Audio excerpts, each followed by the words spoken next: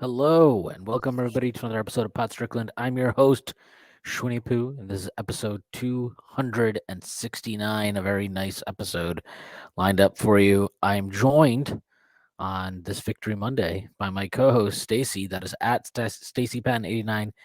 Stacy, how are you doing?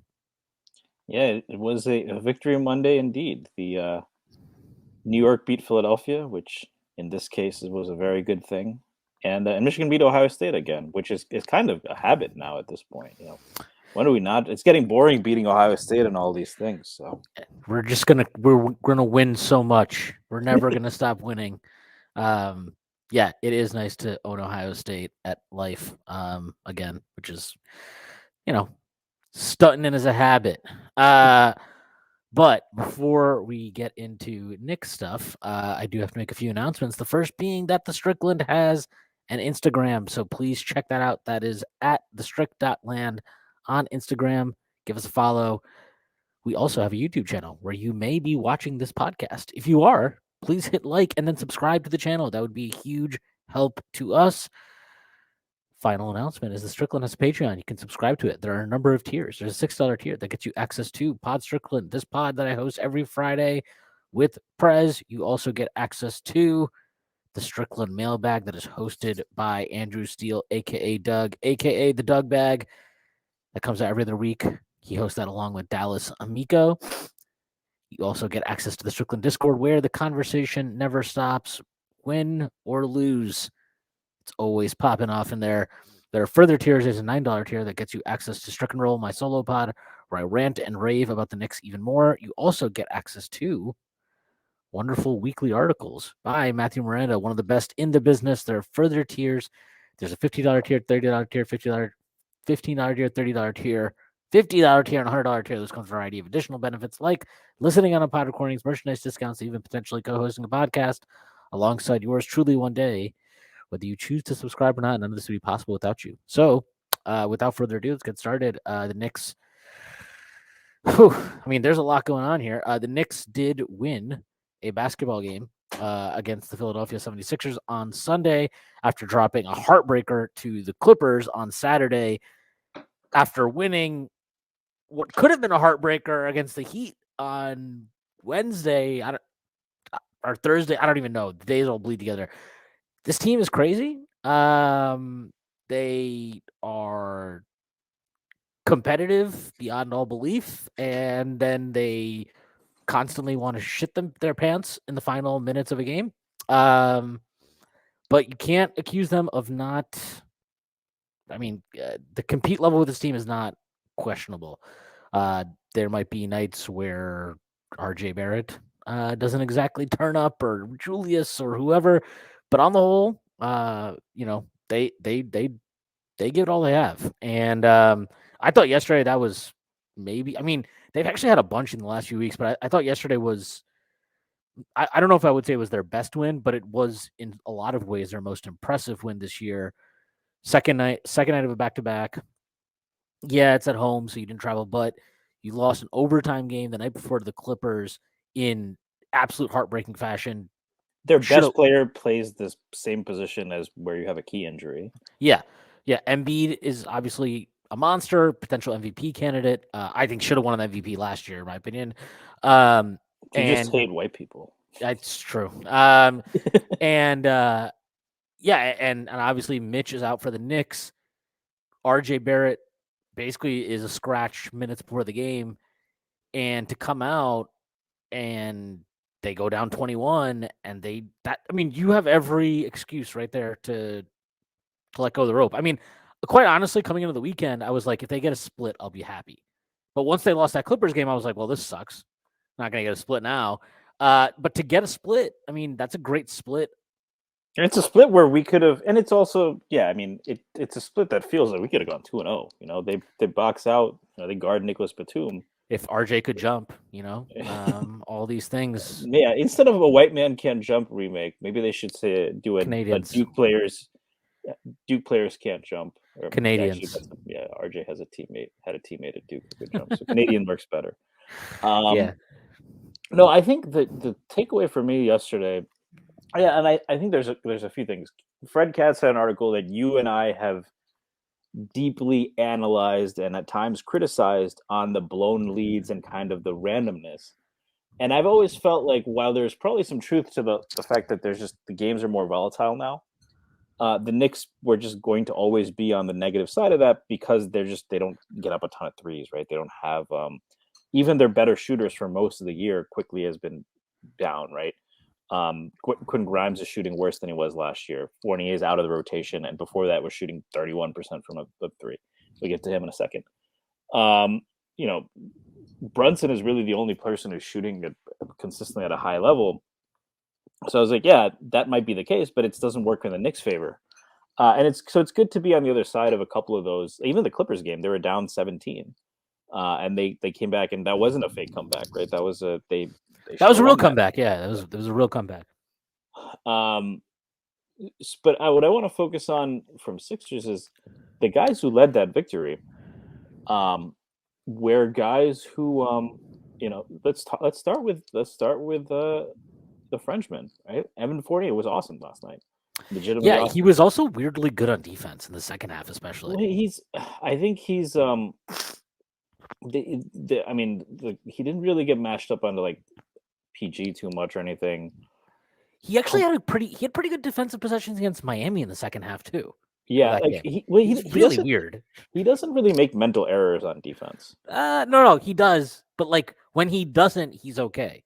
That's the thing that's really frustrating because he does this thing. I guess I have a different. No, he does this thing all the time where he'll come in, like he'll be on the weak side, and somebody will be posting up, and he'll come in to try to get a steal, and it's like somehow he will not get the steal because Evan Fournier is not the strongest person in the world, and he will also like not block off their path to the rim.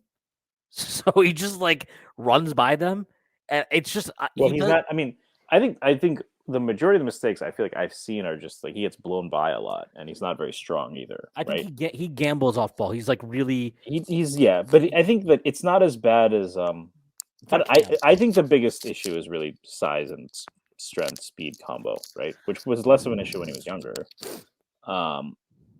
But in any case, the point is that try to hard on defense. What annoys me more is like some of his it's Evan Fournier time possessions on offense, which probably I'm sure coincide when he's like playing with guys who are getting a little shot happy. Anyone from Quickly to Brunson to Randall, but those are like really frustrating. But the thing is, he's 30 years old. He makes $18 million a year, and it's particularly notable. And we can talk about this later. But there's another Nick who just got paid, who doesn't seem to hasn't reacted of late. Maybe exactly how you would want him to react to not even being out of the rotation, just not playing. He's not always there when you call, but he's always on time. And that jaw doesn't put. Red. Oh, we got to talk about the red dot thing and the conspiracy theory. Anyway, the point I'm making is that Evan Fournier has stuck with it. And everyone talked about last year with Kemba, with this year with Fournier, before with Elfrid Payton, you risk losing the locker room when you bench a veteran. And they didn't lose Evan Fournier. You talk about another guy who's been very valuable for a long time. He arguably saved the Cavs game with that block on Donovan Mitchell. And that's Isaiah Hartenstein. And Isaiah Hartenstein could have been really fucking mad. He could have said, hey, I was playing significant minutes on a team that was better than you last year, a team that just brought back Kawhi and Paul George. I left them to come play here. And now I'm getting all this shit because, like, you won't let me do what I'm good at. You don't let me pass the ball. You don't let me, use my creativity offensively, and on defense, like you're putting me in bad positions and drop. But his effort, he's really been one of the Knicks' more valuable players the last few games. And sometimes all veteran acquisitions take time. And then you had Deuce who struggled. Deuce had a big game. Jericho Sims, right, who stuck with it through up and down minutes. I thought Jericho Sims had a really underrated game yesterday. I mean, he played really well. It's just that. It was actually honestly like I don't know because the first fucking like 7 minutes of the game were not aired because we needed to watch fucking flag football. Twitter was.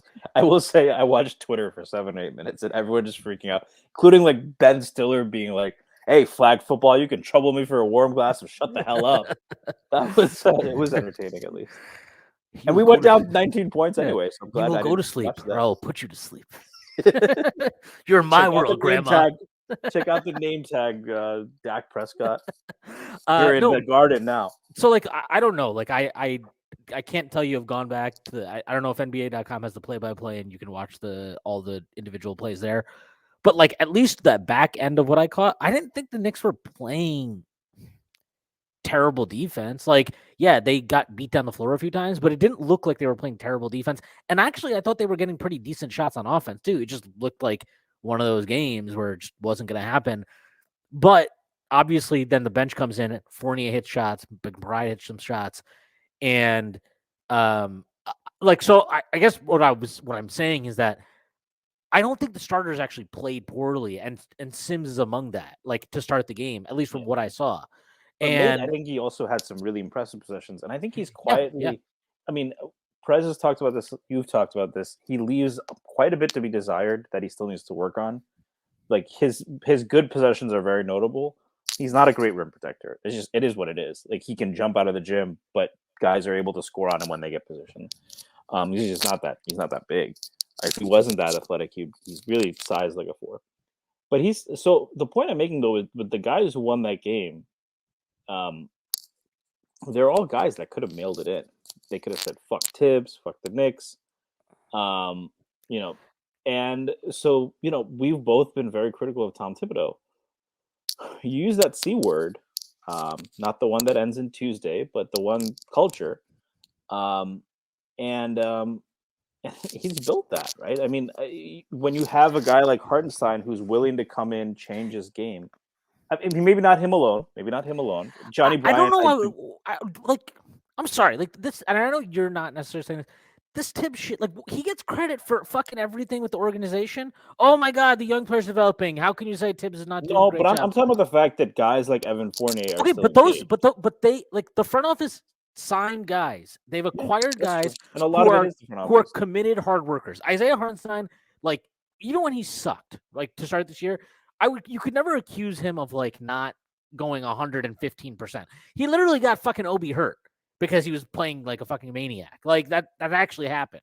But like Evan Fournier throughout his career, like say what you want, strengths and weaknesses and the flaws and whatever, but like his professionalism has never been in question. Emmanuel Quickly, Obi Toppin, Deuce McBride, Quentin Grimes. There's These one guys, person you Jericho haven't Sims. mentioned. These guys they've drafted, right? There's They're one all, person you acquired who you haven't mentioned, but who haven't I met? Oh, Cam. yeah. Yeah, well, Cam was a shot, right? Cam, if anything, was a deviation from the type of players and personalities and all that type of stuff that they've gone and acquired. Like, look, NBA players, Cam Reddish, maybe doesn't work hard or has the wrong mindset for NBA standards, but let me tell you, like NBA players in general work harder than Anyone. yeah, like it's 99.99 yeah, whatever. like Yeah. I promise you, Cam Reddish works way harder than at anything than I ever have. Like I'm 100% sure of that. But Not even quoting The Sopranos. no, it's true. But like they've acquired guys who are even among that crazy work ethic that it takes to get to the NBA. They've acquired guys that are above and beyond that. Guys that are like Emmanuel Quickly. This guy, like I think all the guys they've drafted actually, at least 3 of them have very interesting career paths, college career paths, right? Emmanuel Quickly was a 5-star recruit, goes to Kentucky, doesn't really play the first year. And there was all kinds of like, I mean, he had every opportunity to transfer if he wanted to transfer, right? And a lot of guys, if you go to Kentucky as a freshman, you don't play, you might transfer because you know that Calipari is going to bring in another fucking 5-star guys. Yeah. Like it's hard. And seniority doesn't rule or anything, right? So right. And so he stayed, right? And even to start his second year, he's coming off the bench. He's not starting games. He's coming off the bench. And he just worked so hard and he played so well that he became a starter and he became SEC Player of the Year. Look at Obi Toppin. This guy was in a year, by the way, for people to say, well, it's Conference Player of the Year. So 2 of the guys that were in that conference, one was his teammate Tyrese Maxey. Another was a guy who named Anthony Edwards. And I remember this is the first time I remember after watching this game, I tweeted at Prez and I was like, hey, would you want a piece on Emmanuel Quickly? And this is not me ripping Prez at all, because I think he became more of a believer than me. He's like, yeah, but he's like a second round guy, right? Maybe as part of a piece with more guys. And I still ended up writing like a million words on him. And Prez was nice. Prez and Alex were nice enough to say, all right, we'll post this. But the point is, I watched that UGA Kentucky game, and I was watching it because I wanted to see Ant against Tyrese Maxey. And those were the two, ballyhooed recruits. And I just remember quickly popping and almost being a guy who, like, at times it was frustrating because I was like, I want to see what Maxey can do on ball. Like, that's the prospect I'm watching. They kept running offense too quickly, but he would always just make a play. Like, he just did so many things. Like, it was impossible not to notice him, even in a game with Anthony Edwards, Tyrese Maxey, and Ashton Higgins, right? And Nick Richards, who's also an NBA player. So he was thinking, and then I looked him up. He's like, oh, he's got 6'10" wingspan. Oh, he's shooting 42% from three. Oh, he's pretty fucking really good defender. Like, it's funny how he flew under the radar. But sorry, you were, but yeah, like I'll remember like the first time I like noticed Emmanuel Quickly in a game, and it wasn't just like some like draft research. It was watching like Kentucky UGA game and not even really knowing who it was before that. Yeah, and then like Obi, the guy went to fucking like what was he in JUCO, and then he goes to Dayton. He doesn't get drafted until he's 23 years old. Like, and look at the way the minutes he's been played, his career so far in the NBA. Like, but these guys, like that career path, right? They take these guys that have had these weird kind of like paths where you really had to earn it. Look at Quentin Grimes, right? He's a 5-star point guard recruit, goes to Kansas, basically plays himself out of the fucking rotation by like midway through the year, and then he transfers, goes to Houston, and he plays for 2 years there under Kelvin Sampson. And look, like Houston's not some bullshit program, especially not anymore. Like they're up there. They're like the new Gonzaga, yeah. Yeah, they're one of the great programs in the country. But like he's part of the reason why that program is where it's at now. Like he is one of the guys that's helped get them to that level. And he did like and you look at the game he had, like he was supposed to be a point guard. That was his thing coming out of high school. He's a 5-star point guard recruit. He goes to Houston and Kelvin Sampson's like, that's great. What you're going to do is you're going to take a lot of threes and you're going to play defense. That's what you're going to do. And obviously like he did more than that. He was a shot creator, but like he became a totally different player from what he was projected at initially. And obviously he's continued on the NBA. He's been really good. But as Julius Randle pointed out, he should shoot the ball more. But like they've picked these guys who, and even Isaiah Hartenstein, look at his career path. He's been bouncing all over the league for a while now. They've picked guys that like they care about intuitiveness, right? Yeah, they care about the work more than they care about like the results, how they're being treated, and almost like they trust the process, and that's why they maybe. But like it's really more that they put in the work without the expectation of or knowledge of I'm going to play. There's no entitlement. Yeah. And so like this isn't to shit on Tibbs. I do think Tibbs deserves credit for establishing like creating an environment at least where for once it feels like young players can come in, and yeah, we might be like, what the fuck is Tibbs doing with this guy? But at least they're coming in and they improve and they get better, and he deserves credit for that. But like, when you're talking about the culture, I'm sorry, like I think the front office deserves way more credit for that than Tibbs does. I mean, Tibbs is out here. So this is CAA culture. Yeah, this is CAA culture. But like, I mean, Tibbs was out there last year, fucking throwing. He's throwing strays out at like, Obi, like, 9 times out of 10, Obi's fucking doing stupid shit. And he didn't call out Obi by name. He leaked it to Berman, and Berman said it. We know what the fuck it is. Okay, like we don't need to beat around the bush.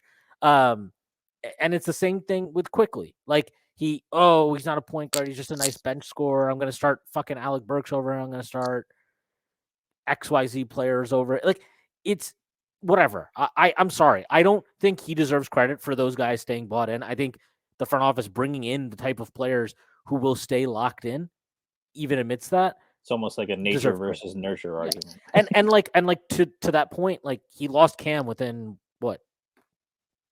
like 40 games. Like he I don't think he deserves the credit, or at least not the lion's share of credit for that. And honestly, I don't even like giving the front office the credit for that. Like, cool, you drafted hard workers. The players deserve the credit for that. Like, that's not just hard workers, right? I mean, there's insanely hard workers who do have entitlement, right? Yeah. It's kind of that's a different skill set. I would be willing to say that, but I think whatever you like organizationally, you just don't have the kind of shit that used to happen, right? Which is that. I mean, I was thinking about this the other day. Like the biggest controversy we've had. The Knicks had a. Oh, sorry. Give me a second. The Knicks had another player who was averaging a double-double, didn't play defense, and got benched for a younger player with more upside who played defense. And that player eventually did a bunch of really stupid things. But before he became, a Fox News sweetheart, Enes Kanter was just Steve Popper's best friend and just constantly shitting on the Knicks and making a big fuss. And then some idiots at the Garden were like, Enes Kanter, like you don't like Mitchell Robinson? Are you a fucking moron? And that's kind of the like that's not the Fournier could. I mean, so is it because they're searching out the Evan Fourniers of the world instead of the Enes Kanters? Is it because they have an environment where a guy like Evan Fournier is like I don't mind taking a back seat here. I'll be okay. I don't know. It's probably a bunch of those things. I do think, to your point, character probably of the individuals matters the most, and that's contagious, right? If you have one or two of those guys, then the guy next to him is going to be more like that. And it's worth noting also, if we're going to give credit to Tibbs, we should absolutely give credit to Johnny Bryant, especially in light of the comments that he made. Sorry, and the comments that Julius Randle made. But the point I'm saying is, you want to give credit to Tibbs, you want to give credit to anyone, fine. The fact that like culture was a big thing that was talked about as a Knicks, kind of Achilles heel. There's a certain organization that plays in the same metropolitan area in the same city that the culture, the reputation of their culture has taken a hit, to say the least, in the last 24 hours or so. But so I guess that's flattening the playing field between the Knicks and the Nets in the general media. But I think like if you look at this team, if you just look at same old Knicks, and as long as Dolan's here, they're gonna suck, and CAA runs it, and it's all bullshit. There are probably personnel moves they make that aren't great, but as you mentioned, like it is different. The culture is different now. Is that because of the guys they brought in? Is the culture changing those guys? We can discuss that, and you need talent too. You need to actually be able to win on the court. But that is a criticism, and that is something that you have to say has been turned around under this front office. And Tibbs has been here as long as the front office. And I don't want to get into a super big debate about dividing that credit, but it seems clear that it's different. That it has been since at least the 90s. And even then, like if you read the culture in the 90s, even under Pat Riley, it was a little bit more high temperature, high octane. It's just different. The league is different, though. I mean, just a different league. That's true. So yeah, like then it's probably more similar to like like the good vibes of the 70s. Obviously, they don't have the high end talent that they had, and they're not playing that type of ball. But like the culture is different. I can't say it enough times.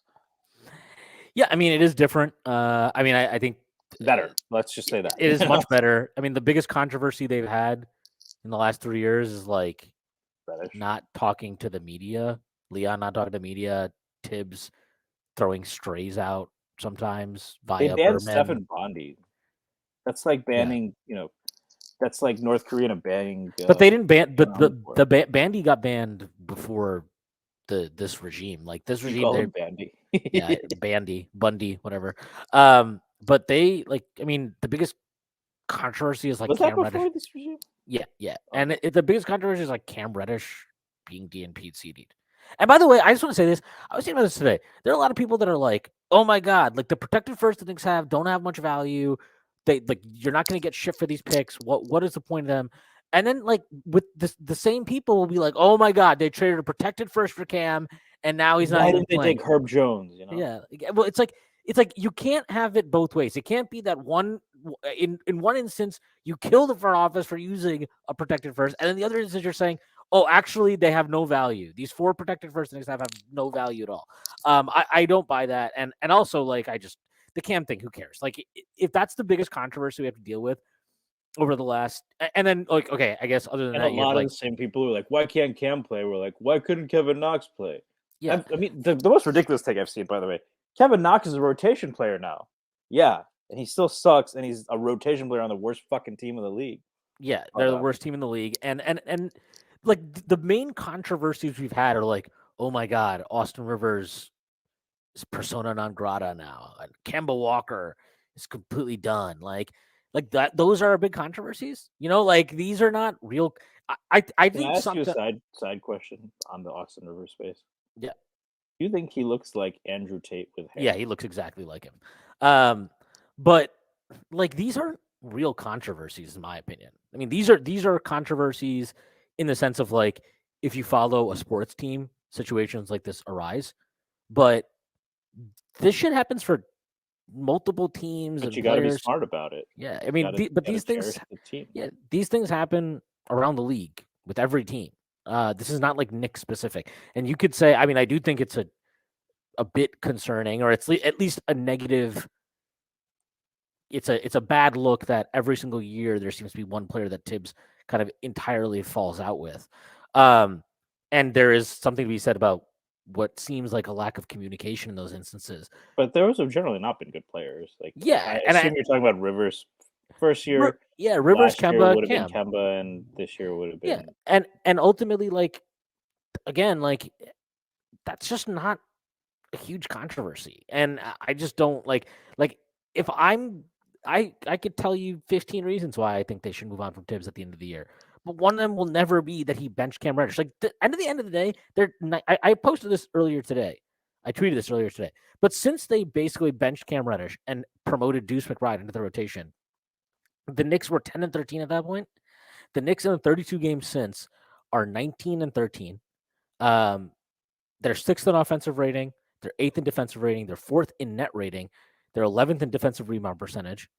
And during this stretch, we've had Brunson. I think Brunson missed 5 games.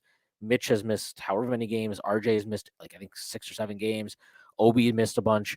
And so all that happened in those 32 games. In that time, they have wins at Boston, against Cleveland twice, Miami, and now Philadelphia. Like it's a good team. And guess what? It happened when they took Cam Reddish out of the rotation and put Deuce McBride in. Does that mean Cam Reddish was the sole reason why things went to why things started off poorly this season? No, absolutely not. But I don't think there's an argument to be made that. I mean, what is the argument that they've done something wrong here? I don't see the argument for it.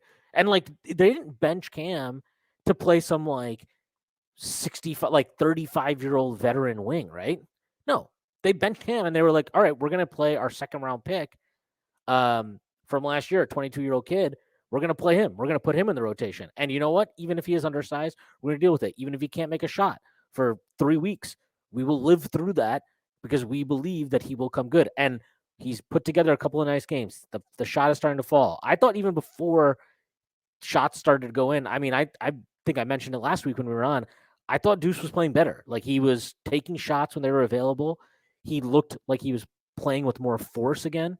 And I thought the defense picked up where it had fallen off. And I don't know. I'm looking forward to at some point some kind of piece coming out about how hopefully Deuce keeps this up because you'll get a piece about like Deuce was struggling and player X talked to him about it, and that was the turning point for him. And like I'm sure that actually did. I wouldn't be surprised at all if something like that happened. But it is nice to see him make shots. And credit to a guy like Evan Fournier who's been in and out of the rotation. And they asked him about it last night. And he's like, I think last night it was just like a fun one night stand, right? Like he knows he's not going to be playing again. Like he knows that once RJ's back, he's out of the rotation again. But like it does say plenty about the makeup of this team that these guys have stayed committed and I think Breen talks about this all the time that like even though they're not playing, Fournier and Rose are two of the guys that are always in there early to get shots up and keep and kind of prepare. So yeah, like I think when you look at stuff like that, like, is there like I'm not really bothered by Evan Fournier continuing to be here because I think he's a fine veteran and he doesn't seem to be rocking the boat. He's been a good soldier about it. And yeah, like I think he obviously provides a good example in terms of his work ethic. So yeah, I mean that yesterday's game was awesome. Like and I can't say enough about Deuce and Hartenstein, especially. Like those two guys were awesome. And Deuce actually I do want to say this. I didn't think Quickly had a great game. I don't think Quickly had a good game yesterday, but I did I did think it was very interesting. He put so because RJ was out, he put Quickly on Harden and then he put Grimes on Tobias, which I get. I kind of would have been interested to see if you just put Quickly on Tobias and put Grimes on Harden. But to be fair, I think Harden got Grimes in foul trouble the last time they played, so that might have been running in his mind too. But it was an interesting decision. I actually think Quickly did a good job on him, at least the second half when I could really watch his minutes because of the first half it was like, oh, we got 8 minutes of flag football going on here. But I thought he did a good job on Harden in the second half.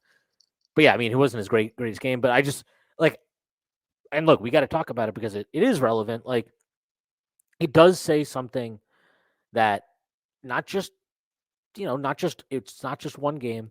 The numbers consistently bear out. This team is basically an elite defensive team when RJ Barrett is not on the floor. And you can run the variations for other guys. Like Brunson has not been a good defender. Randall sucked ass to start the year. He was fucking awesome this weekend. He was fucking awesome in the fourth quarter against the He Clippers. stepped up with Mitch out. Yeah. I mean, the fourth quarter against the Clippers, go back and watch that. Randall is all over the place. For a guy that I shit on constantly last year, and he deserved it. I don't feel bad about any of it.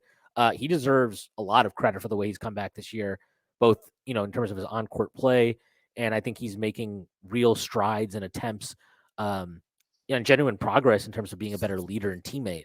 So he deserves credit for all that. Deserved All-Star. Really cool to see because it was, I think a lot of people, not just myself, thought that it was over. Like you can't come back from that in New York, and he has, and he deserves a ton of credit for it. But yeah, I mean, like I don't think RJ has necessarily been. I'm not as disappointed, I guess, or maybe I'm not as concerned about him long term as others are. But like, I mean, it has to serve as a wake up call at some point when like the shot making and all that stuff. Like, look, we can talk about that forever. I'm not that worried about that really at all. I think that's like the one area he's clearly made progress in. But my God, man, the defense at times is so poor, and it's so like he has a game against Miami where I actually thought he played good defense. And then he comes out in that Clippers game. He played a pretty good first half defensively. The Clippers made a lot of contested shots, but in the second half, he just doesn't have it again. And it's like, I don't know. It's just really frustrating. And I get that like young players go through shit like this, but you watch that game yesterday, like you see some of the stuff Deuce is doing, like right, and how hard he's competing and hustling, like Grimes quickly. Like you see this, and it to me, it's not so much about like how good are you defensively, but there's such a fucking lack of physicality and force that he's playing with defensively that's so frustrating to watch. I mean, you look at the intensity that Grimes is playing with on defense, that Quickly is, that Deuce is, like, and Randall has been of late. Like, and it's just fucking embarrassing to watch RJ Barrett, who's 6'6", 230, and he can't box out a soul, and he's not some guy who's going to be skying in for rebounds either, as we saw at the end of the Clippers game. And then he's it's fine to just be big and in the way, but there are times where like you need to be able to use your size to make guys uncomfortable defensively. And too many times this year, I see guys size up RJ and they're in a comfort zone. He doesn't make them uncomfortable, and he gets shit cashed in his face constantly. And it's not a coincidence. It's not just like, oh, he's the luck. What is that in Rounders where he's like, oh, what do you think? Like the same fucking five guys end up at the final table of the World Series of Poker where they're the five luckiest guys in the world. Like, it's not just luck if guys keep cashing shots in your face. If every single time. Step back on to see if Seth choosing between the two buttons, defend RJ Barrett or go against sample size and randomness Yeah, but it's like, philosophy. and this year as a whole, like he's been bad defensively. The numbers, every single number bears it out, and it's frustrating because like Do you think he's been our worst defender? Like worse than Brunson? um probably not, because you have to adjust for the fact that Brunson literally gets hidden. Yeah, like Like when we play Memphis, Brunson ain't guarding Ja, right? But RJ is. So yeah, which was not the greatest idea. But like, well, it but was not the greatest idea because if you had Rhymes of the options at the time, you had Quickly and you had RJ. Like I would rather put RJ on Ja than Brunson. I mean, I'd rather put Quickly on Ja than RJ. Yeah, But and like, we just have someone shine a red laser in his face from the bench. but like, I mean, the thing with like, so yeah, I mean, it's the worst. He's the worst defender because you actually have to hide him. But like, RJ's not being hidden, and right now, I'm kind of like, well, if he's not being hidden, and we're not in a position to hide him because we have to hide Brunson, then this just isn't good enough. And I don't think there's any chance in hell he's getting moved at this trade deadline. But it is something to keep an eye on long term, because ultimately, if it's not tenable, even with Quentin Grimes, right, defending the toughest perimeter option every night, even if it's with Mitchell Robinson anchoring the team at the 5, if RJ can't step it up defensively, then having him and Brunson together in a lineup is just not tenable if you want to be a serious contender at some point. And I know there will be people that are going to be like, well, they should move Brunson, and like RG's got to be better. Like that's it. It's like flat out. Like if you want to get that type of treatment, you've got to be better. You got to be more than a fucking 53.5 true shooting guy. You've got to play defense at a level that isn't a complete fucking joke. You have to go get a contested rebound every now and then. You have to create offense for others consistently and not just jack up shots. Can you run an offense through Jalen Brunson? Not perfect, but can you run an offense through Jalen Brunson? Yes. The Knicks and are they top 10 for the year in offensive rating, or they have been since Deuce Yeah. came in? Oh yeah. They're 6th for the season. I'm pretty sure offense hasn't been a problem the entire season. Yeah. So the Knicks are currently running a top 10 offense, and it is going through Jalen Brunson. So I'm not going to hear Randall. I mean, it's going through both, but Brunson is the primary initiator. Yeah. But I'll tell you who is not going through, and when it does go through him, the results aren't as good. It's RJ Barrett. You got to convince me that RJ Barrett. If I was to forget all of here's what you're talking about, right? Trade Brunson instead of RJ. There's multiple things, right? One, if you get a different point guard to replace, maybe you say we'll replace him with Quickly, right? But most players who are going to take that spot cannot guard wings, so wing defense would still be an issue. The other thing is, even Quickly, like I'm not putting Quickly on Kawhi Leonard, and for what it's worth, I thought RJ was reasonably good on Kawhi Leonard. But the other thing is, like, yeah, like you have to meet that standard, or you have to say that I'm so much better than Brunson at running this offense that it makes sense to move him to give me that role. And there's very little evidence of that. I mean, I think it's a debate about whether it's better to run the offense through RJ or Quickly when they're both on the floor together. So, we're not going to talk about. I don't even think it's a debate. I think it's obviously Quickly. Well, I mean, I think it depends. There are matchups where I would prefer RJ, but No, I think they're best working together. I don't think IQ is a heliocentric ideal option. I don't think RJ is either. But that's not how. Yeah, but that's not how I need to view run. Like you can run an offense through a player without it being a heliocentric thing, right? Like that's true. Like to me, it's more like who would I rather have probing the defense initially, and who would I rather have attacking on the second side? And who like, would you rather have probing your mother? Well, that's a tough one. But like, I don't want RJ. I hate when RJ is the first guy to probe the defense, because he's like, especially if he just does it from a standstill at the top of the key. At least when they run the pistol action, that's better, and like it kind of gets him going downhill on the move. But I hate when they just swing the ball to him up top, and it's like time for RJ to cook. Like I don't like that at all. And I don't even like it when Quickly does it, but I think it's because really the only player I like doing that is Brunson on the team. yeah, I don't even love I don't that. like, and I don't like that in general. Like that's not like a player's like. I think that you should strive to be a little bit more creative with how you Especially initiate on Luka offense. Doncic or one of those guys. Yeah, and even then, I don't like that being just like, oh, well, we have Luca. Let's just do this 500 times a game. Like I think there are diminishing returns to that. Well, now it'll be 250. So Yes, 250 the other way. but like I just I don't know. I right now with RJ, like I'm at the point where I'm not. I don't think they should trade him. I think the people that are talking about trading him right now are really jumping the gun.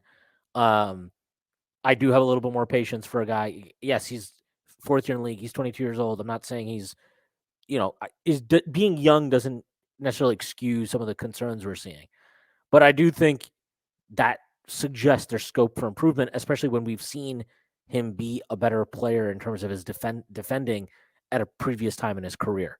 So we've seen that. We saw that for a full season, right? Like his second year in the league, he was a good defender, not a great defender, but a good defender. Like he just has to get back to that level or something close to the level. Because if he's just like an average defender, that's fine. You don't need him. Like I don't need him to be a lockdown guy. Like we have a Quentin Grimes for that, right? Like we don't need RJ to be some elite. He doesn't need to be fucking Paul George or Kawhi Leonard. That's fine. But he's got to be better than this. And you know, I think ultimately, end of the day, I keep coming back to this, but like if you, I personally would not be surprised at all if like RJ is internally viewed, especially by like the nerds in the organization, lowest among our major prospects anyway. So when you say major prospects, you mean like Quickly and Grimes and Obi? And Mitch. Wow. I mean, you got to call it like it is, right? Like, look at every single nerd stat that's out there. All of them look better than RJ. The right trajectory on offense is promising, but yeah, I mean, not promising, like encouraging, like a little bit better this year. I think my thought. So you mentioned a lot. I'll throw this back to you as well, though. When it comes to the whole Quickly versus RJ thing, Quickly did have a bad game yesterday, and partly is because when he plays with that first unit, it seems like he just gets told to stand in the corner. Do you think that's a thing? And in that case, do you think like it's better off to use him off the bench, almost because it does give him more flexibility in what he can do? Yeah, I mean, I like Quickly off the bench more, given kind of how that lineup works. So sure, like I haven't really been demanding that like. Yeah, I know you haven't, but yeah, like but I'm fine if we with. were to move on from RJ, that's probably the next logical step, right? You'd start. No, I mean, if you move RJ, you're probably moving him to get a wing back, I would think. So you like Quickly in his role? I love Quickly in his role. No, but I do like Quickly in that role. I think it's like valuable for him and it's valuable for the team. And he's getting 30 minutes, right? So. Yeah, he's playing a bunch. He gets more he barely played any actual lead guard yesterday, right? Like when he's in his normal rotation, he plays plenty of lead guard. So like yeah, I do like that more. And I think it's more valuable for him and more valuable for the team. It also gives us different looks, which you don't get as much when he starts. So yeah, I mean, I'm fine with that. And honestly, like now that Deuce, remembered that he can make a shot, hopefully they get more burn together because I think those two together have been, at least, I mean, defensively, basically through their entire last 2 years when they've played together, they've been fucking awesome on that end. So I just would very, very cool with where Quickly is. I just like, again, this team is, I don't think anybody believes that we have a true star, or whatever, however you want to define that. Like, do we have star-ish level players? Yeah, I think Brandel obviously is an all-star this year, deservedly. Brunson was all-star caliber. And like that's two guys, but we don't have a superstar. But like even amid that, like again, basically since they made their rotation change, they've been on a 48 to 49 win pace. That's really good. That's I mean, if if we had been on a It's 48, been a tough schedule. I mean, Yeah. all of their most meaningful wins have come during that time, right? So, yeah, and if there was a 48 to 49 win pace from the start of the season, like they would have isn't 48 or 49 right? wins. Yeah, I mean, well, wouldn't that far exceed the expectations of like what we thought? That would probably make them the 5 seed. Yeah, probably 4 seed, 5 seed. They'd be in that mix. So, like, this team has shown that they are hitting a very nice level while playing a bunch of young dudes, and that is with RJ Barrett, who I think anybody, even his biggest supporters, still would say that he's had a disappointing year so far. You know, and like considering that, I mean, that's kind of like where I'm at with RJ, where it's like, if you got your shit together on defense, maybe we're talking about a team that could be like a 52, 53, 54 win pace team. Because it really is like he's the one guy that's been a glaring negative in a lot of, he's having a Randall year from last year in a lot of ways. Like not without the crazy, insane, like like just crazy moments, but he is having that type of year where it's like the production looks fine on the surface, and he's not been anywhere near as bad offensively as Randall was last year, but the defense is so poor that it's you know it hurts him. Yeah, I mean, And he doesn't stop the ball, and the turnovers aren't as big an issue. What I do want to get back to Randall. It's also worth noting that despite the fact that the Knicks are the 6th seed, the Miami Heat, the Knicks are the 7th seed, the Miami Heat, who are the 6th seed, have a point differential of 0.1, and the Knicks are at 1.7, or average 1.7 per game. And that's not too far from Brooklyn, which is at 2.1, likely to go down, and even Milwaukee, which is at 2.4. So this is a team that has played. They are closer to Milwaukee and Brooklyn than they are to Miami in terms of point differential, or Chicago. When it comes to RJ, do you think there is friction with Tibbs? We saw the clip where, he took the shot to end the quarter, and he joked too quickly, like, I'm going to take it out of the game and all that. And I hate reading too much into those kind of clips because, at work we all joke around. I had a boss, the only boss who I can still consider a good friend. I used to make fun of him all the fucking time. So what do you think is going on there with Tibbs and RJ, and is it something to monitor or be concerned about at all? I mean, I would guess their relationship isn't particularly great right now. Doesn't mean it's awful. Um, I mean, like, look, RJ is a prideful guy. He was third overall pick. He obviously wants to be a star. He wants to be a starter for sure. He wants to close fucking basketball games, I'll tell you that much. And if he's in a situation where it's not just not playing the end of that Nets game or whatever it was, right? Or not the Nets game. I forgot which game it was now that he just didn't play down the stretch. But like, he barely played in that Celtics game that they won in the fourth quarter. He obviously came back in with like 2 minutes left and hit a big three and hit free throws and all that type of shit. But like, it's not just a one-time thing. It's been a consistent thing. I think that's a problem for RJ. And we know this is not even like a knock on Tibbs. I mean, it can be interpreted as a knock on Tibbs, but it's just a fact. Like, he doesn't really explain himself to players, right? Evan Fournier talked about this. They asked him what his role was, and he's like, I don't really know. That's like, Tibbs doesn't really talk to me about that. Rose said the same thing earlier this year too, and that's like, that's Tibbs's guy. So I think that there is some friction there, probably. And I don't know. I mean, is that untenable? It's obviously not untenable, but I think you want to be careful because even if I don't think this organization is so tied to RJ Barrett. I mean, we know they're not, right? Because they nearly traded him for Donovan Mitchell. He was very much on the table for that. And look at the contract he's on. The contract he's on is not a commitment of like, you're the guy forever now. That's not the commitment they made with that contract. And like, but that being said, he is an important piece to their team because I think ultimately, if you want to get that next level star that you ultimately probably will need to get, short of landing one in the draft, which I don't think the Knicks will be in position to do anyway, You're gonna have to trade for that guy. And to that end, I think Randall and RJ, more specifically RJ, are the guys that you could conceive going out as being the headline piece in that type of trade. So he's important to them. And obviously there's still the potential that he gets his shit together and just turns into a really good player in New York. That's possible too. But at the end of the day, he's important to them for multiple reasons. So I think Tibbs is playing a little bit of a dangerous game there where he's maybe not explaining what he's doing with RJ and clearly doesn't necessarily think that he's always good enough to be in the closing lineup, which I have no problem with, by the way. Um, I think you got to be careful with that as a coach. And actually, like to Tibbs' credit, I mean, this is the type of thing we wished he had done with Randall last year, right?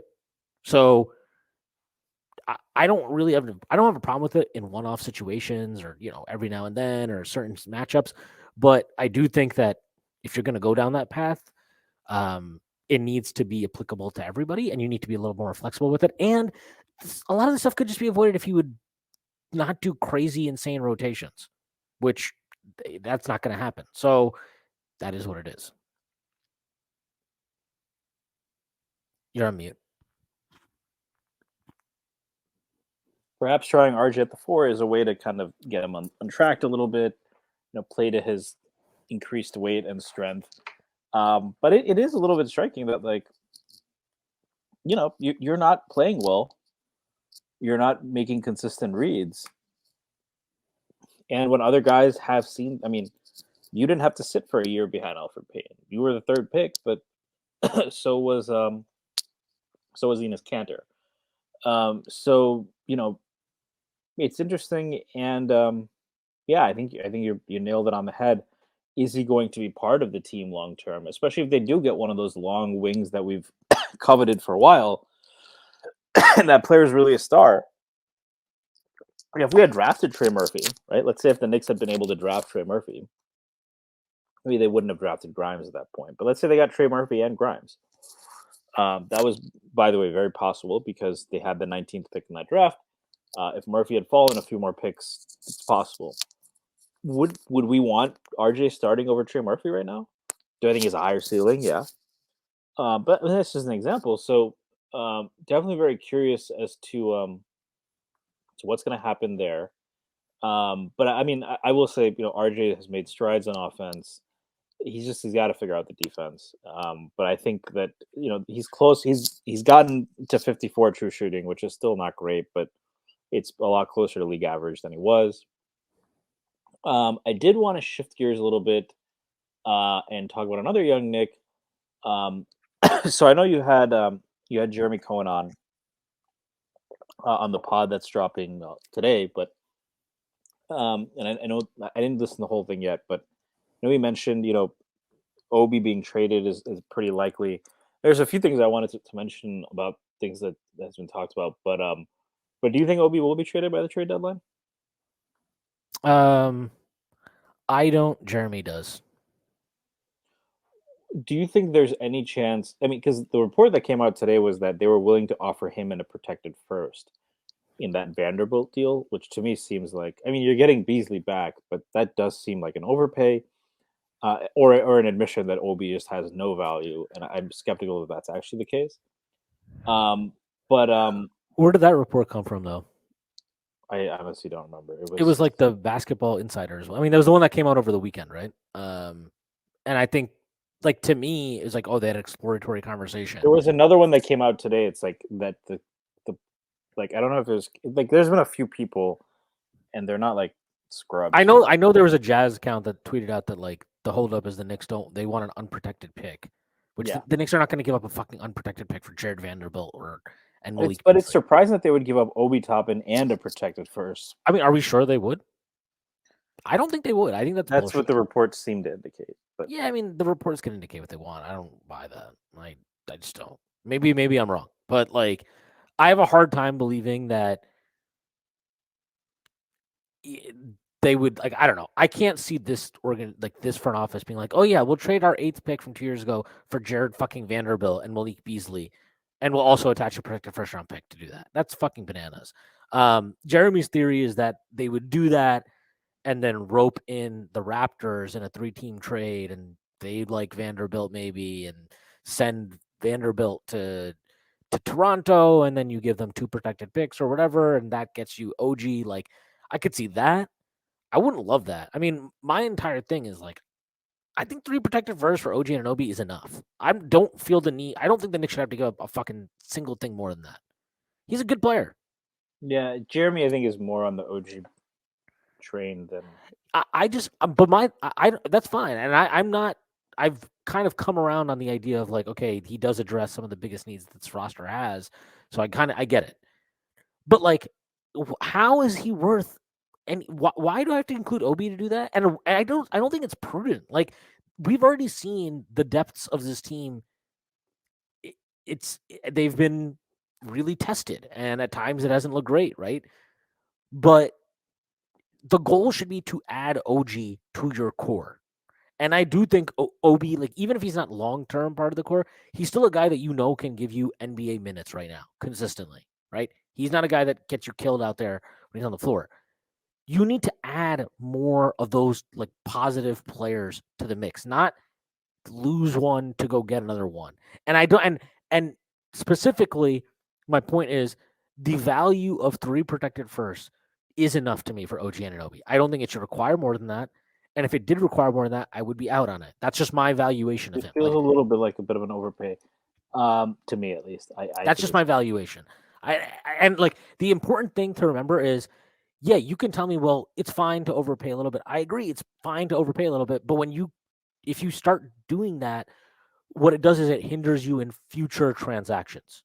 And we've seen the Knicks be very careful about not wanting to overpay and want, because they want to have the flexibility to make moves down the line, right? So to me, it's not like, would Obi and 3 protected first and whatever matching salary for OG and Obi, would that be an egregious trade? No. But I do think it is an overpay. And I do think when you start getting into that mode, it can be dangerous. Yeah. So if they are going to trade Obi though, and so what makes you think they wouldn't trade Obi? Because do you think there's any possibility that the reason I bring it up is because if they're willing to offer that much, maybe they are motivated to move Obi as opposed to. I don't think they offered that. I like flat out reject that they offered that. You don't think I they think offered a protected first and Obi? I don't. Because I think that would lead me to conclude is that there's no reason to just trade him for no reason, unless there has been some kind of implicit or explicit indication from the top end camp, right? That hey, we don't want to play 10 minutes a game anymore with a contract year coming up.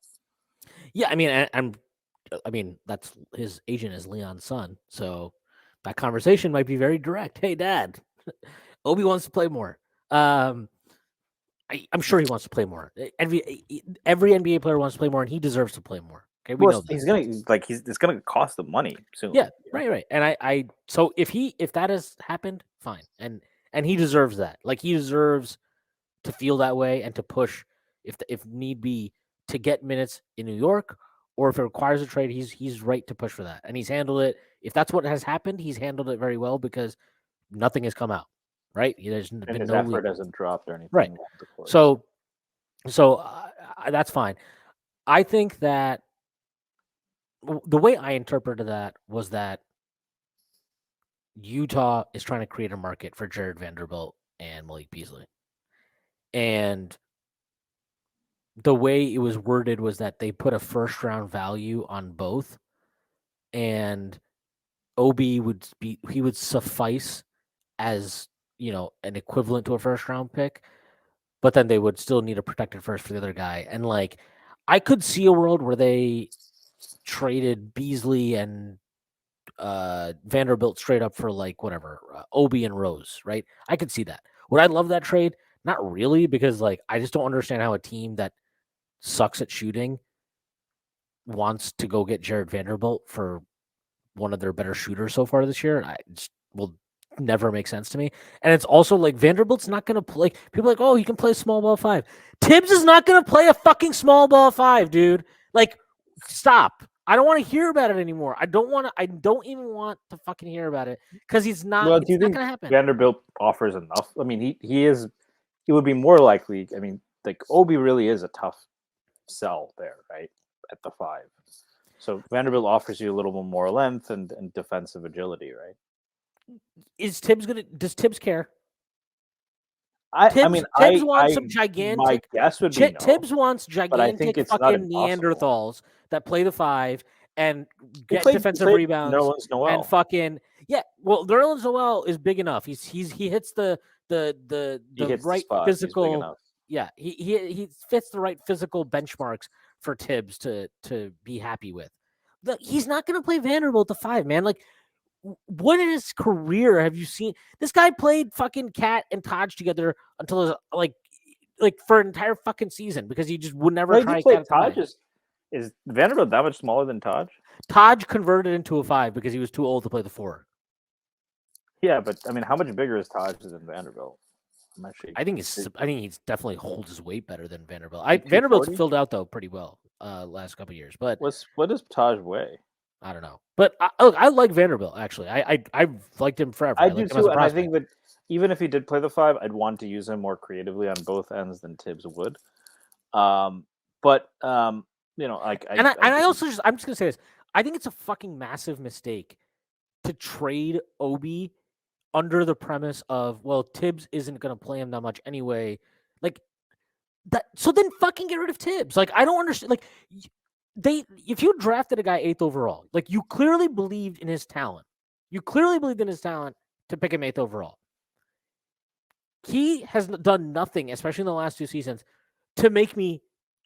I'm more optimistic about Obi. That's why we keep coming on and we're like, he should play more minutes. He should play more minutes. He should play more minutes. I am not trading him away to go get Jared fucking Vanderbilt and Malik fucking Beasley because Tibbs is insane and will never play. He'll never try Obi at the 3 next to Randall at the 4. He will never try Obi and Randall at the 4 and 5. He'll never extend his minutes. Like somebody the other day was like, how would you suggest that we even get Obi to 20 minutes? It's not really that hard. Want to know how you do it? Okay, here you go. He plays 15 minutes as backup. He plays 16 minutes as a backup to Randall, 8 in each half. And then you find 5 minutes a game where they play next to each other, whether that be Obi at the 3 and Randall at the 4, or Obi at the 4 and Randall at the 5. It doesn't really fucking matter to me. Get him on the floor. This isn't hard. This is not rocket science. This is not some impossible ask. If Tibbs doesn't want to do it, or he's too much of a fucking coward to do it, or he's determined that Obi Toppin sucks because he's the great guru of personnel evaluation, great. I don't give a fuck. I don't agree with him. And what he's doing to Obi this year is a fucking joke. Like, he's shooting better from 3, which was a reported, he's got to shoot better from 3. Okay, he's done that. He's got to rebound better. He's posting the best defensive rebound percentage of his career. The team barely has, I think their team defensive rebound percentage with him on the floor versus when he's off is like, it goes down by less than 1%, which is in line with what he did last year. So is he a dominant defensive rebounder? No. But he's not killing you on the glass at all. He's probably neutral, more or less. And then on top of that, his defense and then on top of that, his defense is fine. Like, do I think he's a great defensive player? No. Obviously, there are certain matchups. It's worse than fine, but it's not like, it's fine, dude. Like, why are we fucking? Well, we don't need to argue semantics. Fine, it's fine. He's not going to go out there, and you're not going to immediately become the worst defensive team in the league. My point, when I hear fine, I think average. So I think it is below average. Okay, fine. I don't give a shit. If you want to argue the semantics, go for it. I'm not doing that. I'm saying that Obi Toppin doesn't fucking kill your defense, and this idea that he does is based on his pre-draft evaluation, which was wrong. Like, it is wrong. He's not a total tire fire on defense. He's not like, you want to know who's a tire fire on defense? Amari Stoudemire is a tire fire on defense. That guy actually had no fucking idea what he was doing ever on that end. And guess what? It kind of didn't matter when he was at his best because he was still like, yeah, but I'm going to drop 25 a night on 7 billion true shooting and dunk on everybody in the NBA. And okay, so Obi isn't Amari Stoudemire on offense. He's also not Amari Stoudemire on defense. And you know what? We never fucking try to use him like Amari Stoudemire on offense. So what the fuck? I'm so sick and tired. Like, and I think KFTV, they posted a clip. I think it was Alex Trotero saying we should move Obi because of this, right? Because Tibbs isn't going to play that much. He's got to, and I've been there. I've felt that previously, but I in my core, I will not accept that is terrible reasoning It's coping with the fact that this is your head coach and he has these flaws. I am not making trades because our head coach is a rigid fucking asshole. Especially because what we're talking about is, we'll go get OG Anunoby. Like, do you think that you know how frustrating it's going to be to get OG Anunoby and never try him at the 4 with Randall at the 5? Like, They're because never going that's to try the Anunoby top-in lineup? I mean, I would love to do that, The but like, Obi Anunoby top lineup? but I'm sorry, like the Tibbs part of this stuff, it just drives me nuts because we have to talk about personnel that we like, but then we have to be like, yeah, but how would Tibbs use them, right? Because like Vanderbilt is a really interesting piece. There's a world where I would totally be like, I'd consider Obi for Vanderbilt straight up, right? Like I think that's like not an unreason. By the way, Vanderbilt's like he's younger than Obi by a few months, so like it's not like I you're do think it hurts your trading. spacing, Yeah, but but he's not. You're not trading Obi for like Jay Crowder, right? This is like not that type of trade. But when we're discussing Vanderbilt, part of the reason, like you talk about the spacing, part of the reason that would be even such a bigger detriment here is because we know how Tibbs would use him. So we're like, well, Vanderbilt at the 4 would be a huge problem because he can't shoot. And it's like, okay, but that's not why you should be getting Jared Vanderbilt, right? The appeal of Jared Vanderbilt isn't that he's a 4. It's that he's a versatile defensive piece that you can do different things with and unlock and open yourself up to different lineup combinations. But because we have a head coach who doesn't believe in that stuff, we now talk about players when we're talking about trades in the same where we apply that context. Like this whole Obi's not going to play more. Why the fuck isn't he going to play more? Why can't we talk about that? What was the Stephen A thing that came out today where he's like, stop telling me about what you find interesting and tell me how you feel. I find it interesting. Yeah. I mean, that was kind of an Alien versus Predator thing. I'm not a huge fan of Stephen A. or certainly not Jay Williams, but yeah. I enjoyed him putting Jay Williams. But Jay Williams sit down. I would have to agree. And then Legler just being there like, somebody kill me, please. But yeah, it's just, I'm sorry. Like this thing just drives me absolutely nuts. And it's not just like I'm guilty of it. I know I've done this before, but like I did it with Hartenstein. Oh, well, Tibbs is using him wrong, but Hartenstein's got to be better. And like, guess what? Hartenstein figured it out. Fine. Good credit to him. It looks like he's also got his athleticism back. Very happy for him, actually. He looks really good, and the Knicks center position is in a very good place for the next at least year after this. Happy life. Yeah.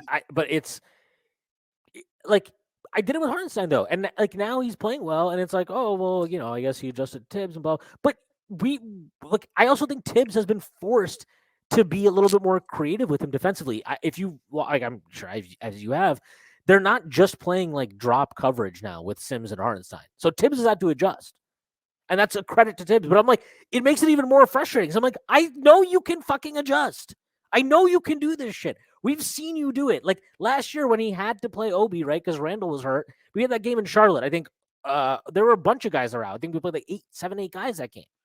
But he did it. When he's forced to be creative, all of a sudden, like you get ball movement and you get sets being run, and all the Knicks are trapping, they're blitzing, they're doing different things. Like he has the capability as a coach to think outside of what his preferred preferences are.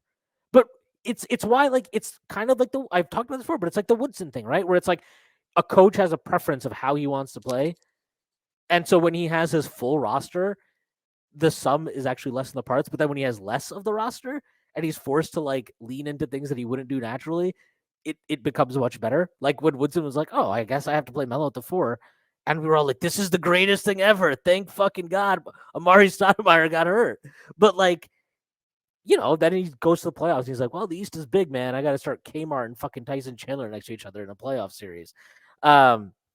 It's just Tibbs. It is what it is. Like these are like Mike I understand. He's got a big win, by the way. Shout out Mike Whitson, upsetting the number 1 team in the country. Yeah, and like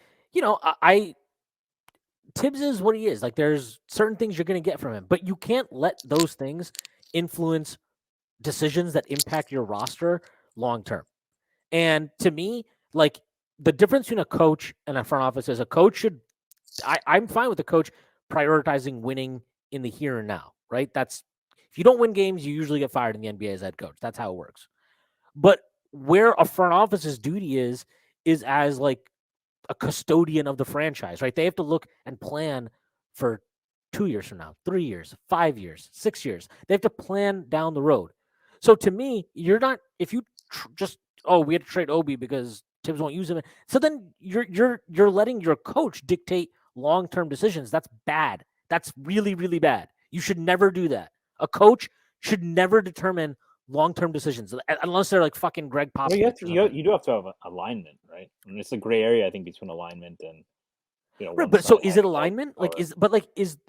Do I think that the front office is totally aligned with Tibbs? We know they're not. We know that they've butted heads. Yeah, but they might be aligned more on Obi, where maybe they would like somebody who's more of a defensive piece to back up Randall, so that like when Randall has a tough matchup, you can put that guy in there, right? Maybe they're looking at this draft and they see that in the range they're going to be in, there's going to be a lot of interesting fours. Those could be reasons as well to trade Obi. Personally, I like a lot of the guys in this draft. Like at that position, but yeah, no. Look, I think that's a good point. But what I'm saying is not necessarily okay. If you like OG and you want to go use Obi to get him, fine. That's fine. What is not fine to me is if you're like, well, we should trade Obi because he's not going to play because Tibbs won't play him that much. Like right. That's stupid. Your evaluation should be independent of that. I agree in that. Yeah, for sure. Like it can't that can't be part of it. But okay. if is that distinct from Tibbs saying I'm not going to play him because he has a ceiling as a player, because he is always going to be an offensive bench piece who is susceptible in playoff type environments? And is it a bad thing if Tibbs' evaluation of Obi influences the evaluation of Obi as a player? I'm not going to play him regardless of the evaluation, but them taking into account his evaluation. They should not take. He's proven that his player evaluation fucking sucks. So I'm not really. Then you have to fire the coach, but like I don't think there's a coach in the league in the NBA where the front office is just like we're not going to take your evaluation. They might override it. You should listen to the coach, right? Get his opinion, but his opinion should not carry even close to the most weight. That's where I think we agree. So I mean that's what it is. But I don't know about not close to. I mean it's very. I mean, do you think R.C. Buford doesn't give the most weight to Popovich? I think if you've earned that level of trust, it's one thing. I think it's a higher number of coaches than you're implying here. I don't think Tibbs should have that influence flat out. Like he's never demonstrated. How many should? Spoelstra obviously does, right? Spoelstra probably does. Kerr. Does a guy like Kidd probably? Yeah, Kidd, but Kidd shouldn't. Like Kidd should not have that. Have they made any? By the way, did you see the new Woj bomb? The trade is not official yet, and they're trying to get a third team involved. Did he just drop this? Yeah, like 5 minutes ago. Oh, yeah. I mean, look, we will talk about that. We're talking about the Dorian Finney-Smith trade. But. Yeah, no, look, we'll talk about the Brigade here. But before we finish up, on the Knicks, I just want to mention real quick because I just spent a bunch of time effectively shitting on Tibbs. I actually thought I was really impressed with his willingness to try different stuff against the Clippers defensively. And he deserves credit for 2 straight games where the team has come back from 17 down in the fourth quarter against the Clippers and 21 down early in the game against the Sixers. I did think the Clippers game is really weird because I was really annoyed that I think Obi played like 12 minutes, wherever the fuck he played. And we got 3 points from our center position in 53 minutes of the game. I was really annoyed throughout the game. I did think Hartenstein played really well. I thought Hartenstein played well, but if you're not getting points from a position, it's really hard to win. But what I thought was weird was in the first half, the Clippers kind of fucked us enough Hartenstein minutes because they went 5 out. And then down the stretch of the fourth quarter, Hartenstein was really good. You're right, down the stretch. But they had left Zubac in, and like that suited us because it allowed us to keep Hartenstein on the floor. But then as soon as overtime started, he went 5 out again, and then Tibbs didn't adjust, and obviously we lost the game by 6. Tibbs fell down, and Tyronn Lue stepped over him. Yeah, really. I mean, it was a really weird game. So I mean, credit to Tibbs, but I also think it was weird how Lue coached the end of that game. I'll say that for a guy who I think is generally one of the best in-game coaches. That was a very weird, lapse in judgment, almost to the point where I wonder if like It's like contesting an Allen Iverson jumper, you know. yeah, If I you're gonna mean fall down, I bad wonder match. almost if I almost wonder if like Zubac has he felt Made like some he noise. needed a yeah, maybe he needed to close with him because he wanted to show him that he has faith. I don't know what it was. It was weird, but yeah, I mean Is Tibbs Zubac still a deserves some lot of credit trade for that. rumors? No, I haven't even heard his name come up. I don't think they can trade him. He's the only fucking center they have. Okay, so but I think you would not. You would trade Obi Toppin for Vanderbilt straight up, or you'd be fine with that. You would not I trade. wouldn't do it, but I would understand it. I think it's like not unreasonable. You would not trade Obi Toppin in a protected first for Jared No, Vanderbilt. no, Would you trade Obi Toppin in a protected first for Christian Wood? no. You were also not a fan of Christian Wood, if I recall correctly. I like many people. I'm not a fan of Christian. Well, No, no. Like, look, you. To me, this is a guy who I mean, he's been important to them. It's very surprising to me that he's even on the trade block, but um, he's kind of a space cadet. The offensive talent is impressive. There's no denying that. he offers some rim protection. You know, Yeah, I like mean he's not a okay good defense. defender, but like he He's can not a good block shots. defender. I don't want He is another like a guy. bigger Obi Toppin or like a bigger version I of Obi don't want Toppin. another guy whose decision making I don't trust on this team. We have enough. Like Randall, bless his heart, has been amazing, like really good this year. I still don't trust him as a decision maker. RJ's decision making has been up and down. Brunson has moments late in games that I'm like, what the fuck are you doing? Like It's really only Grimes, quickly right who yeah, consistently makes Grimes it. has had weird moments. RJ, I trust actually weirdly as like a shooter or like when he can score late in games, but not as an actual decision maker. Not on Um, drives, yeah. yeah, but like, yeah, I don't want no. Christian Wood is not. He's not serious to me. I think the Mavs came to that conclusion similarly very quickly. But To, should the Mavs get that credibility? Because there was a I certain don't. player they could have kept for 456, and they were cheap on that extension. Yeah, no. I And look. now that If you looks don't want like to, the if you dumbest don't, fucking decision ever.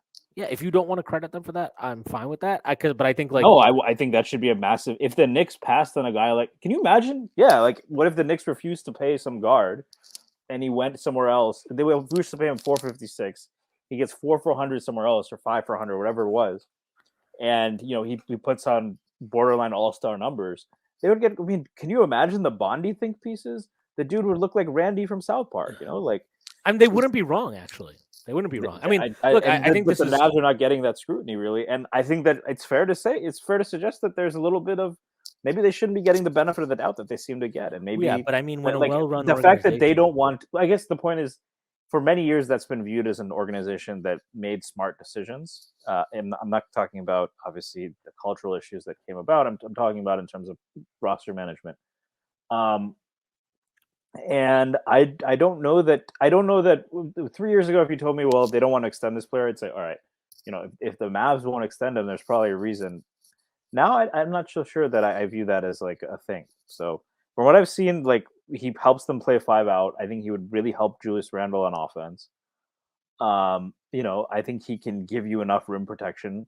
And who knows? He hasn't been in a lot of great organizations in his career, so maybe playing for a guy like Tibbs would help. yeah, like I mean, look, I think that's a fair point, but Christian was just not a serious player to me. And also, I mean, when a previous team that's so well run, like the Houston Rockets, gives up on you, what does that say, right? The great Houston Rockets, who very well run, have very good point guard play. In And Kevin who Porter still might Jr. end up having none of that matter if they get Wembanyama. I And think it'll still matter because they're a fucking disaster. you're not an Alperen Şengün fan? I like Şengün. I think he's fun, but I also think he's like that's not the organization to figure it out around him. I think pair him with Wemby. I'd actually love that. Another thing I wanted to mention. So it does look like the update on the Woj stuff. It looks like Toronto, they want Van Vliet in the deal or something. Yeah, they're going through Toronto. The other thing, so Jaylen Brown, coincidentally or not coincidentally, is sitting tonight with a non-COVID illness. The same day when many have talked about Kevin Durant potentially being on the move, I just to put it blankly, I don't love that move for Boston if they did it. But I'd get it. You get to pair, Tatum with a generational scorer. I actually like the Tatum Brown pairing. But Jeremy, who was on your pod, on the pod you did, has talked about how 2024 is is where the Knicks want to have cap space, and I brought up Jaylen Brown. I was like, if he gets traded to Brooklyn, the thing that would give me pause on Jaylen Brown is he's in a great situation right now. Maybe doesn't like Boston, but that's a team that looks like it's built long term to be a contender consistently. I don't know that you leave that. Maybe you get traded to Brooklyn, that looks like it's gonna be a fucking disaster. Or at the best, like a middling team that isn't more attractive than the Knicks. Jeremy said that he probably thinks that Jaylen Brown wouldn't be a target. I'm curious, if that's not the case, who do you think their targets would be if they're trying to save up that 2024 cap space? I honestly, I have no idea. If it's not Jaylen Brown, I'd have to look at the list. But there's a unicorn available. Porzingis is going to hit the market, I think, this summer. I think he'll opt out. How much? He still gets like 30 mil. I don't know if he'd opt out of that. But I would opt out of him. He's having a good year. So this is the how much more can he get though? Or you think he just wants more years? Yeah, just get more years. If anything, he might opt in and they extend him. I think he'll get either way. I think he'll get locked in this offseason. So what? Siakam potentially, which I don't think that makes sense for us. Clay, who I definitely don't want at that point in time. Harden, who I've never wanted in that point in time or ever in any point in any time. Although I got to say, James Harden, the way he's playing this year, I know he didn't play well yesterday. Shout out Deuce McBride's defense, especially on him in the fourth quarter. But I think Harden's playing some of the better ball of his career right now. The least annoying ball of his career right now, I should say. It is also the 2021 draft class goes into 2020 draft class goes into restricted free agency. Yeah, I mean, I'm just looking at this list like Sabonis. Well, I mean, if you go by order salary, you're not going to see that class, right? Yeah, no, I mean, but like restricted free agency, like I don't even want. You're not going to play that game. Then it's so hard to win that game in free agency. Like if you're trying to, unless the player has demanded that they want out. But even if they do, like you still have to, there's still so many moving parts there. I don't know. I mean, there is a name that comes to mind, and it's not Anthony Edwards. The name that comes to mind for me is LaMelo Ball. Like that is a shit show, and he has a vocal parent who is not afraid to make waves. I can see LaMelo asking out, and would they really risk him just not playing or some situation like that? Maybe you have to give out a couple first, but I know you're not the biggest LaMelo fan, but yeah. Or even a guy like Devin Vassell if he gets tired of losing, or we don't know what's going to happen with like Keldon Johnson, but yeah. I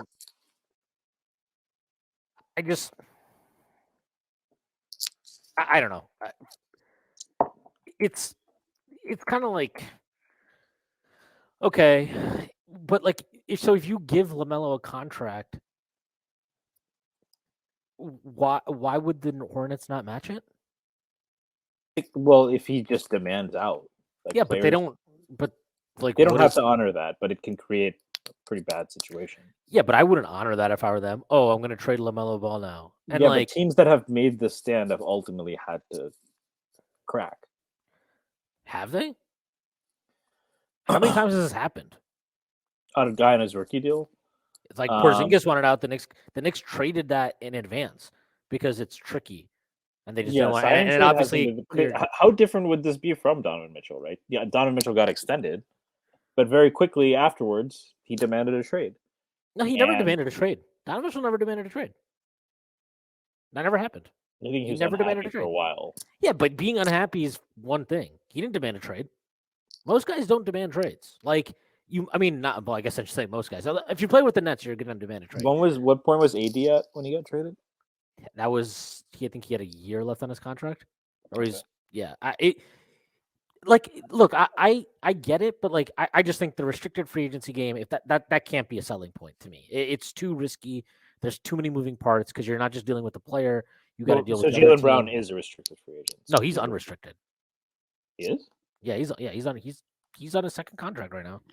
Yeah, so that's why. So yeah, I mean, Yeah, I don't see. I really, if not that was Jalen surprising Brown, that Jeremy said that he wouldn't be their target because it's like, well, who else? Like, he's going to be the only like under 30 guy that's like a superstar, and I would consider Jaylen Brown a superstar. By the way, I don't know if I consider him a superstar, but I he's would rather like I'm star. higher on He's a Jaylen star.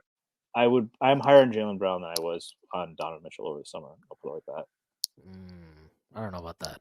Especially for over the summer. Right now, Donovan Mitchell's playing like an MVP candidate. But okay. DeJounte Murray is a free agent. I don't know if I would really want him. I don't think the Knicks would really want him. Buddy Hield would be fun, but they won't. And he's like, he's gonna be like 31, 32. Like, I mean, his game is going to age well. Yeah, but we don't know how old he is. That's the other problem. Like, I don't know.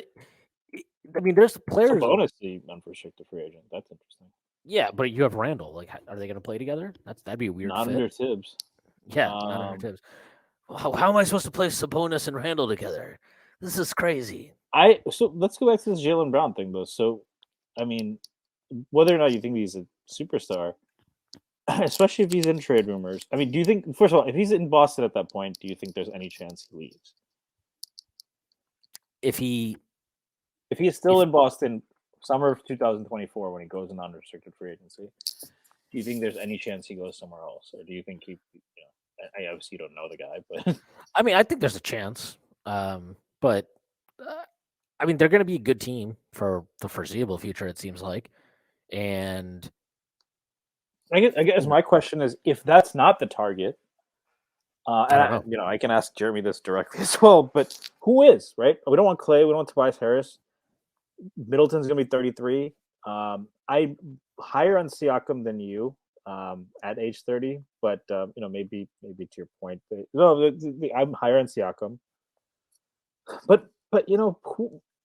Draymond, no. Like, if you're not looking at restricted free agents, like Sabonis and Jaylen Brown are really the only under 30 guys, and yeah, to your point, Sabonis is less than an ideal fit, and Murray, but and maybe Murray's a target that they would go after, but Brown is like what have they needed? They need a wing, and the other thing is this: if they were to get Jaylen Brown, and they have to move someone to the bench, who would you rather move to the bench between the two current wings? RJ, right?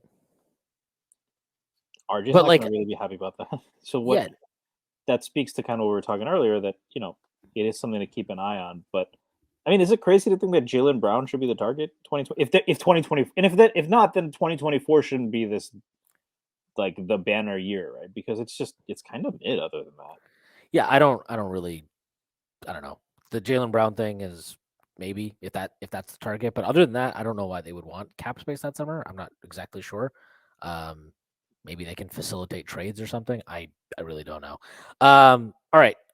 Before we finish up, I want to talk about the Kyrie Irving trade. Kyrie Irving obviously being traded to the Dallas Mavericks for Spencer Dinwiddie, Dorian Finney-Smith, 2029 first-round pick unprotected, and a 2027 second and a 2029 second. I actually kind of like this trade for the Nets, and I wonder if the bridge with Dinwiddie is burned for them organizationally, which is why they're trying to find a third team to parlay him and cap and assets. I think he's always been a heel at heart, and going back gives him the opportunity to do that. Yeah, I don't know. He got traded from there. It was a little. The way he left was very odd. He was a restricted free agent, and then they signed and traded him to Washington. But before that, he had said he was going to come back in the playoffs, and they immediately were like, "No, you're done for the year. You're not coming back for the playoffs." I don't know. I wonder if that's part of it. But on paper, I think this is probably the best of a bad situation they could have hoped for with Kyrie. I think Dinwiddie's fine for them. I think Dorian Finney-Smith is flat out good for them. They have a lot of wings now that you can switch around and do weird stuff with defensively. Shot creation obviously is a big loss. You do have Kevin Durant coming back at some point. I don't know. I think this trade is okay for them, but I absolutely hate this trade for the Mavericks. I think this trade is so stupid. The fact that you let Brunson walk and then you immediately have to now make a move to replace Brunson. And sure, Kyrie is better than Brunson. Mgrad said that it's not even close. What's up? Mgrads did Oh, not yeah. like that take. Well, Mgrads is also an idiot. But I thought you said Howard Beck. It's not even close. The Knicks lost the trade. But For a bag of beans or whatever. Right? Magic beans. Oh, Howard Beck, the human penis. But he like you have Luca, so obviously you're always going to be in some close to good level of play. I can't believe that you put yourself in a situation where you got to replace Brunson because you're too stupid to sign him to an extension that he wanted to sign. That would have been probably the best value contract in the entire fucking NBA right now. Then you don't make a real attempt to keep him in the offseason because the offer you made him was ridiculously garbage. And now you have to trade an unprotected pick in 2029, which limits the picks you can trade after this year to 2. You got to trade that and 2 starters to go get Kyrie to replace Brunson. And Kyrie is Kyrie, who is a mentally unstable person, basketball player, professional, whatever. Every year there's some bullshit with him. And then this is the piss take. He's Gloria Trello. He is. He's Amor Fu. But like the other thing is now he has all of the leverage. He has all of the leverage in this situation now because you can't not keep him at this point. You have to pay to keep him. And he wants a max contract. It's like this to me is like the second it's a second Porzingis trade. It's just so rash and it's so in the moment instead of being like I don't know. I can't. I understand like you're trying to buy low on a distressed asset, and Kyrie Irving, when he's locked in, he is a great basketball player. There's no doubt about it. Is he going to be locked in? How long can you expect him to be locked in? When you give him a max contract, how locked in is he going to be? He's going to be locked in next year? No, he'll be fucking out here, spreading like ivermectin conspiracies and shit. This guy he's always going to find a reason to not play basketball. He's always going to find a reason to be a distraction. He's forced his way out of 3 teams now. Cleveland, Boston, New Jersey, like all of them. But he in Brooklyn? No, they don't. But like it's I don't know. I don't like giving credit to Sean Marks because I don't think he deserves credit for he totally fucked up the entire situation with all these guys he got, but he's pivoted okay. Like I don't want to give him a ton of credit for that, but because I don't like they didn't get Kyrie Irving to trade him for what they traded him for, but given under the circumstances, like I think they did pretty okay.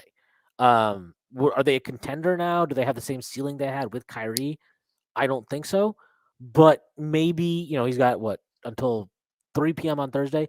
Maybe in that time he can find a deal that nets them an additional piece that changes that because they do at least have some assets now in terms of this unprotected Brooklyn pick. They have a pick, the unprotected Dallas pick. They have a pick coming from Philly. They have a pick coming from somebody else too, but like they have some options here. So I'm curious to see what they end up doing. Yeah, I think they're doubling down on offense. I think I don't know that there's anyone outside of the Clippers, maybe Memphis, that can defend them. They also don't have anyone that can defend Jokic. They don't have anybody that can defend, actually. They still have Frank Ntilikina. That's true. And Josh Green, who probably you would imagine that probably played into them being willing to not Frank as much, but Josh Green has improved pretty nicely for them. When is Luka free agent? That's an interesting thing to watch too. There's, Yeah, I think there's an article that said, he's he got said three. he's He's been got 3 extended. more years guaranteed after this season. Yeah, but there have been people that said that 24 months from now, they said some anonymous NBA execs, if Kyrie does his Gloria Trillo thing, maybe Luka's going to ask out. It'll be fascinating to watch. In any case, I do think the Mavs are a championship contender, or at least that I think they're a contender to get out of the West. I think if they face Boston, they're in big trouble. I think if they face Milwaukee, they're in trouble. But you never know. I think this is. I do think they're a better team now on the court.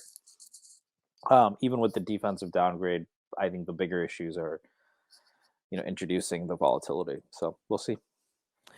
Yeah, I don't know. I just he's a proven nutcase. He's unreliable. He's a fucking prick. On top of his, let's just say, questionable stances on He has sharing questionable documentaries. shot selection, right? Yeah, he definitely does. Takes contested middies, but doesn't take the backs. So Yeah. All right. I think that is a good place to end it. Stacy, let the people know where they can find you and plug anything that you would like to plug. Find me Stacey Patton 89. We should have another piece on the draft dropping this week, so check that out. But at the Strickland, and follow the great work at the Strickland. I have nothing to plug myself. I guess I'll plug the Stricken Roll podcast that I did with Jeremy that dropped today. That I thought that was really good. Jeremy did a good job. Rare good job by Jeremy. I am gonna plug. I love that everything in Brooklyn failed. I don't care how successful or unsuccessful they are after this. Their experiment failed. All 3 of those guys are losers. Go fuck yourself, Sean Marks. And also, I love this trade because I hate it for Dallas, which is great. So it's wonderful for 2 franchises I loathe to make a trade that makes it easier to loathe both. All right, that is our pod for today. Hope everybody has a great week, and I will see you on Friday.